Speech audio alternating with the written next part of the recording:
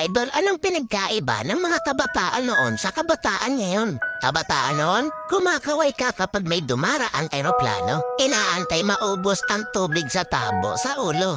Ginagawang swimming pool ang tanggana ni nanay. Ginagawang braces ang foil ng choknat. Maliligo ka sa alilod ng bubong kapag umuulan. At kapag gabi naman, akala mo sinusundan ka ng buwan. Nagko-concert sa harap ng electric pan. Kabataan ngayon, ang problema ay pera at cellphone. Ang problema lang namin noon kung paano makatakas sa bahay para di matulog ng tanghali. Umati man kami sa palo, aminin natin mas maraming nire-respeto na magulang sa panahon noon kaysa ngayon. Mga kabataan ngayon, isang chat lang, may jowa na. Kami noon sa claims lang umaasa.